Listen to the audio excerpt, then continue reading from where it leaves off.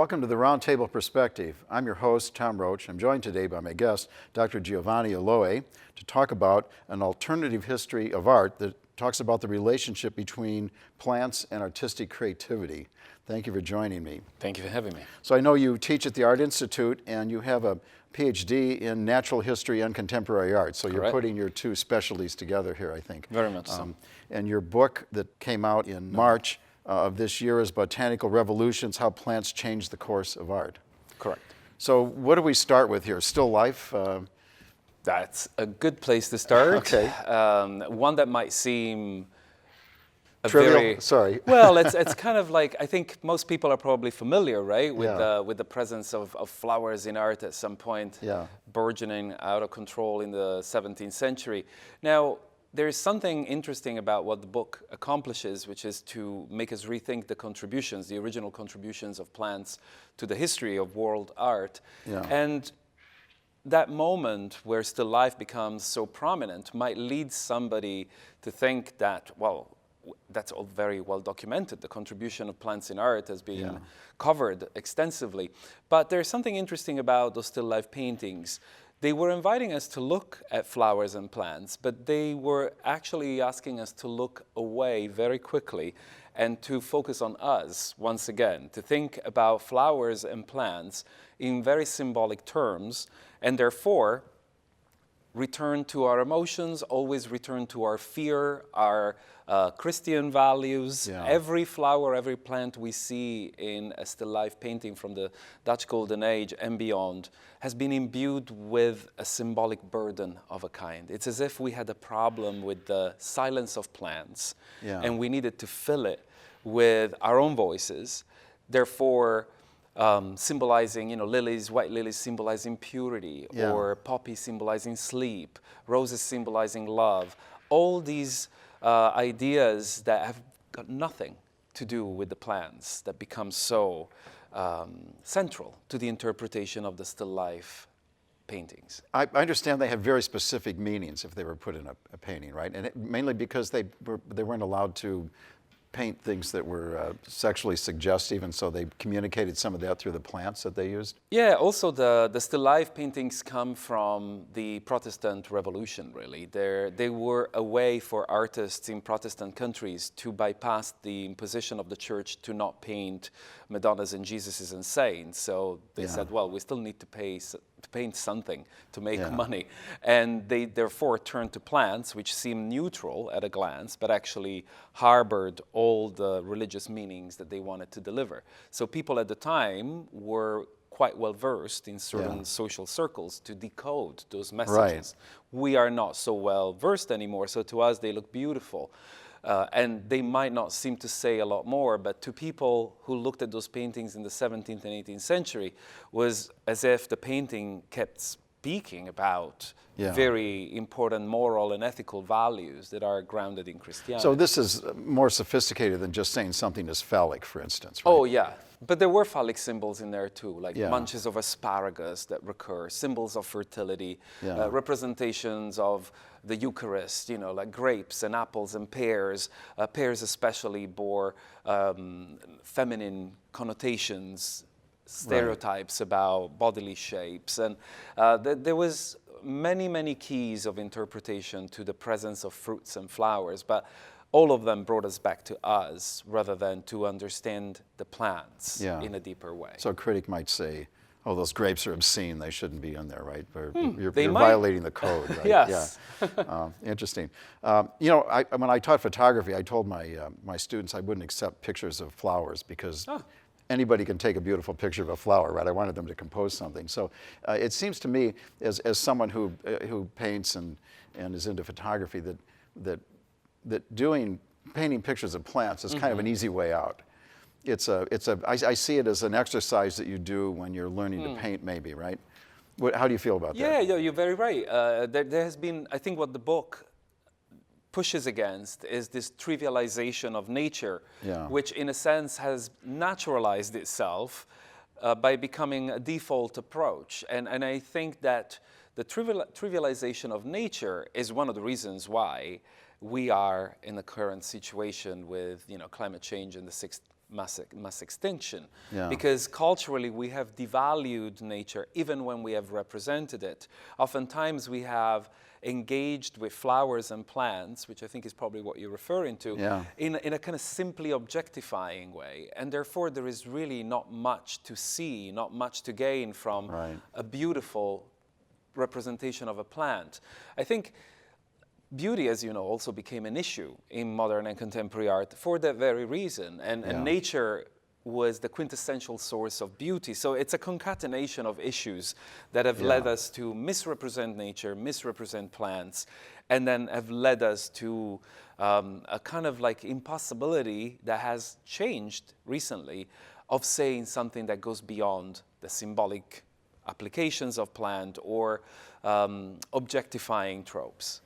So let's talk about that change then. So we're all Sure. sort of familiar with the plants in traditional paintings, the fig leaf on the Adam and Eve paintings and things like that. But where are we now? What's the transition here? Well, right now we are in a very lively contemporary discourse where artists of all kinds and working with different media are beginning to think about plants from the living organism rather than the representation necessarily. Or if they start from the representation, their objective is to deconstruct that representation so that it can be made apart to reveal something that's intrinsic to the plant's biological cycle or cultural connection, cultural histories, relationship to the soil, relationship to climate and other species, relationship to mycelia and fungi, how they have sustained or implicitly enabled certain moments of exploitation in history. And I think these artists are really igniting a revolution in the way not only that we're thinking about plants, but that we're also thinking about history and art itself. So tell me about a couple of these artists.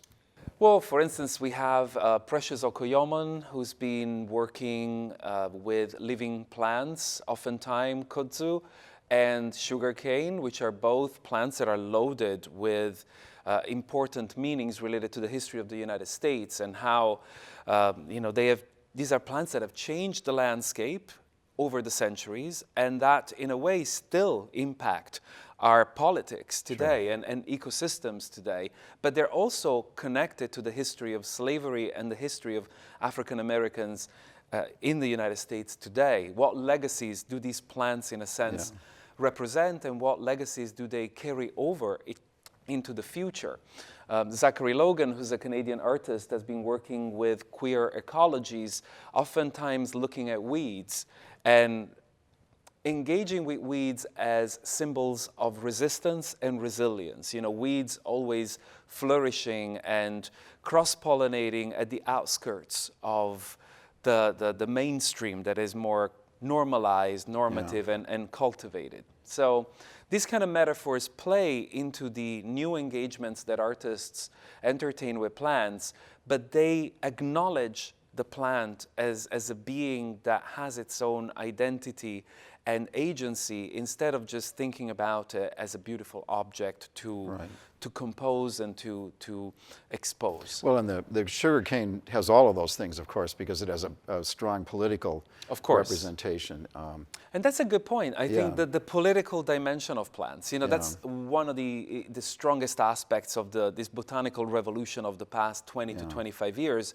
is the realization that what was once upon a time seen as a tool for religious meaning, as a vehicle for religious meaning, has now become a multifaceted opportunity to engage with such a broad range of politics, from diasporas to colonization, but also sustainability and identity, because plants play such a big role in our identity. So do you have an image in mind when we talk about sugarcane? Is there something you could describe for us?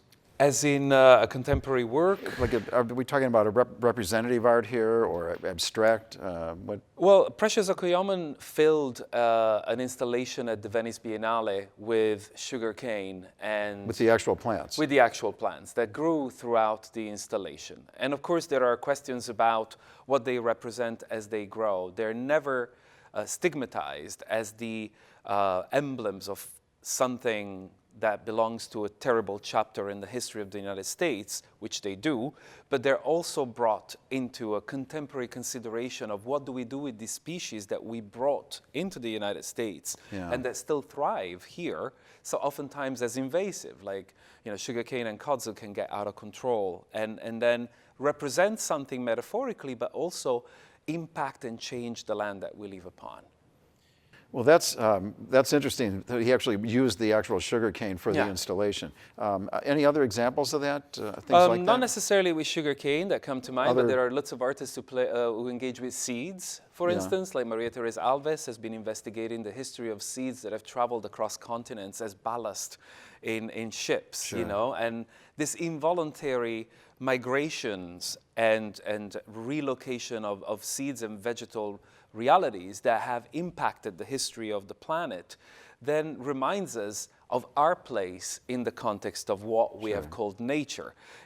Oftentimes it is easy for us to think that we shouldn't interfere with nature and that is perhaps the best possible model for us to be part of this planet, but that's a mistake. We do interfere with nature like all other creatures interfere, all other animals interfere with nature, and that is actually what being on this planet means, is to negotiate and to always impact some kind of change. Of course, the change we've been impacting is mostly negative at this point, but also these cross-pollinations and relocations of plants are not always necessarily a negative thing. It's just part of being here and engaging with the world. So what's an installation that uses weeds, for instance? There's weeds that are represented in many ways on murals. The work of Mona Caron has really stood out internationally. Mona Caron has created an herbarium of public art that's visible in different cities across the world, where enormous weeds, sometimes 30 to 40 feet tall, appear in the landscape. And oftentimes there's one, especially in New Jersey, where Joe Pye, which is a weed of traditional importance to indigenous cultures in the United States, just plays this role in reminding us of the tradition of medicinal plants in indigenous cultures, and also the severance between that tradition and contemporary times, where our knowledge of medicinal plants is reduced to next to nothing, and yet pharmaceutical companies still draw from that knowledge to create pharmaceuticals that then they sell to us as a cure that it's completely removed from the natural world, at least in its packaging, in the way it's presented to us. But also, I guess, works like Mona Caron's murals, the murals of weeds, also remind us of the absurdity of categories and the importance of rootedness. Oftentimes, plants like weeds represent this anchor of our identities, who we have been and why we need to stay here, why perhaps this is a good place for us to thrive, or how can this become a place to thrive. They become part of a reminder of who we have been and perhaps who we can become through resilience and through this understanding of deeper knowledges and deeper engagements with the land. So as I understand this, then, if we look at the plants in the Renaissance art, for instance, they're being used symbolically, right? We're looking at them now, and they're representing their role on the planet, right? We're looking at them with greater insight. And the artist is intending for us to do that, and that's part of how we're supposed to interpret the work, essentially, right? I think it's impossible to fully escape anthropomorphism and certain symbolic registers.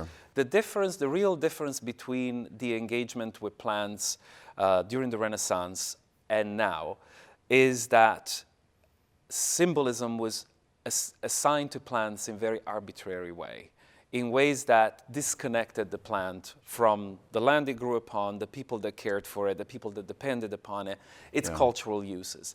And instead today, artists are really interested in plants as these nodes of connection. In fact, the rhizome of the Liz and Guattari has become such a popular and fruitful metaphor to think about ways in which plants can become connectors of many different disciplines, many different realities, past and present, and also opportunities to think about future sustainability. Well, and then going back to the political ramifications too. There's the poppy, you know, the marijuana plant, things like that. Are people working with topics like that? That becomes difficult because when you bring those into museums, then different legislations prevent artists from having the leeway. It depends on what state the museum's in, so right? representations are more feasible than actual presentations of living plants. And also living plants in the gallery space have always presented complications because they always arrive in the gallery space with soil, and soil frightens curators and museum directors and they're administrators. all white buildings with their white walls, buildings right? where, you know, in the soil, Yeah. different kinds of creatures like moths and mites especially that can crawl to different galleries and end up contaminating a Monet or a Picasso represent a really serious challenge. Actually, it really surprises me that they're willing to do this, that they're willing to Yes, take Museum of exhibitions Contemporary like that. Art especially Museum of Contemporary Art that don't have permanent collections are more prone to take that challenge because they can, you know, like seal certain galleries and make sure that no contamination has taken place. But for instance, a work of art that haunts curators around the world and museums around the world is Tropicalia by Helio Itisika, which is one of those quintessential landmark pieces of installation art, engaging art, in which visitors are invited to journey this landscape, that it's a parody in a sense of the Brazilian landscape as seen from the point of view of tourists. So it's hyper simplified, and the artist involved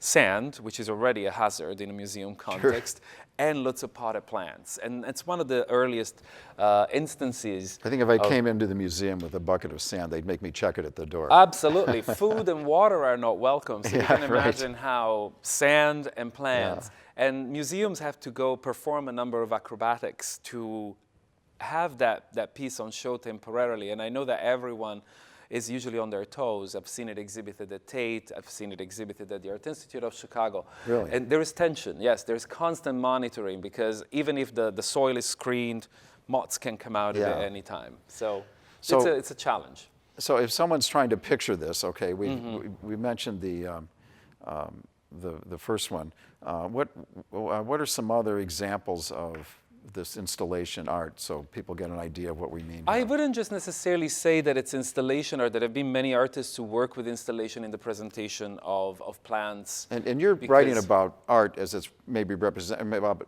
nature as it's represented in paintings or in this installation art, right? But just to refine the installation side of this a little bit more, what does that entail?